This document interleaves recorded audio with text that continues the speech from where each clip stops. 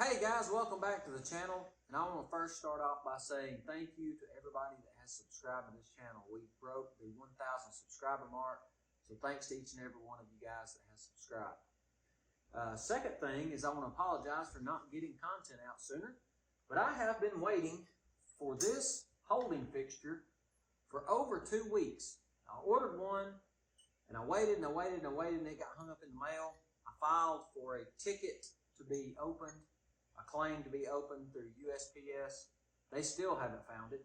So I ordered another one, and I had to wait 3 or 4 days to get this one. But basically what this is a holding fixture that bolts onto a engine stand. I've seen those that have the half moon shape with the pins that you can bolt to a table, but I wanted something a little more remote, so I have to move around the shop. I can do that. So in today's video, what I'm going to do is I'm going to show you this and how it works, as well as I'm going to put the dipstick and dipstick tube in the transmission, and I'm going to calibrate the dipstick tube. Didn't know that was a thing. I started stumbling across some of these TH400 videos, and I saw that you need to calibrate a dipstick every time you put one in the transmission to make sure that the fluid level is correct.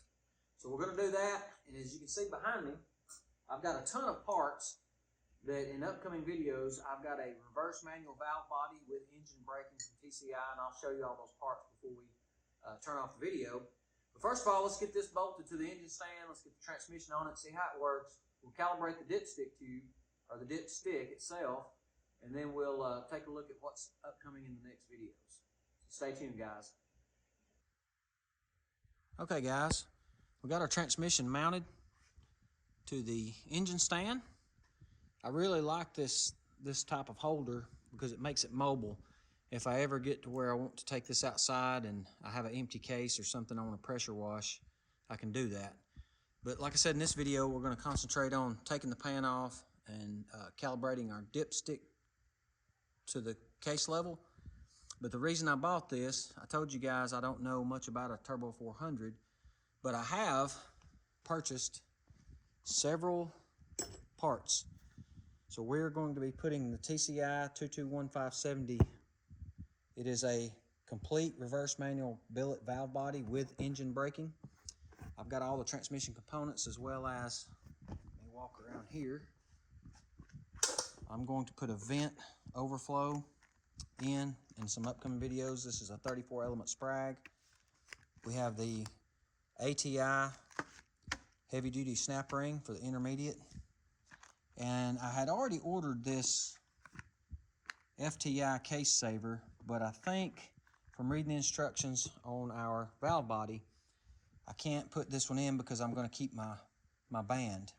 That first band you take out, in most reverse manual valve bodies, you have to eliminate that first band to make it a full manual. With this particular valve body, I think I'm going to go with this Sonax. This actually retains the band.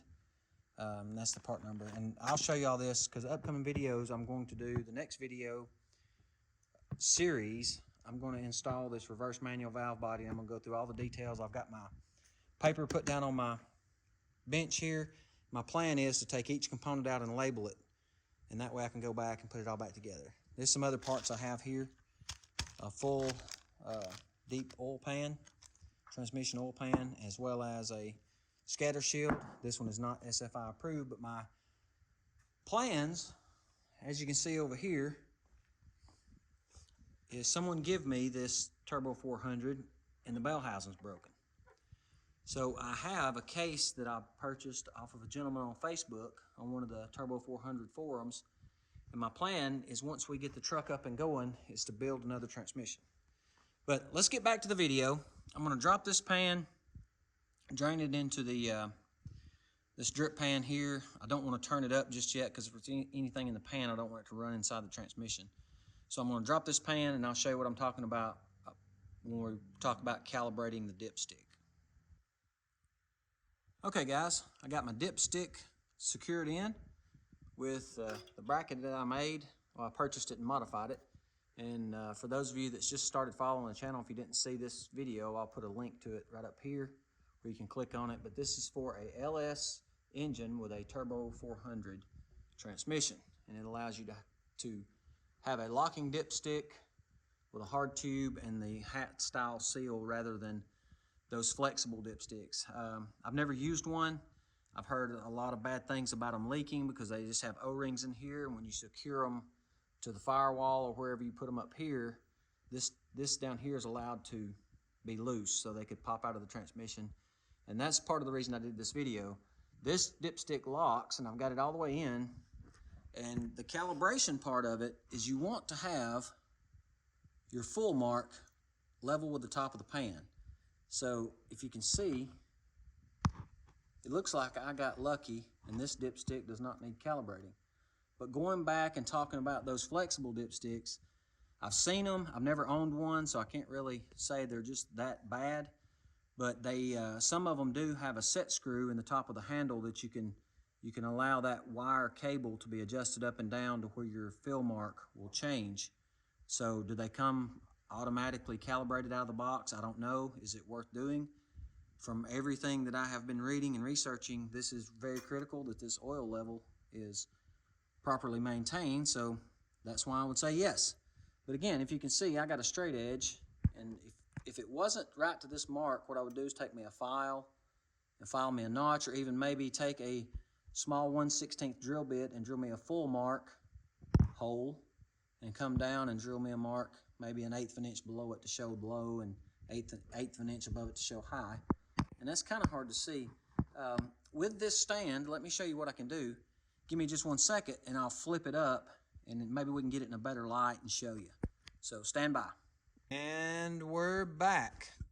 Now obviously if you've got your transmission in your vehicle, you can't just flip it up like that, but you can still see underneath the vehicle where that line's at. And I'll show you. You can see mine a lot better here. Put my straight edge.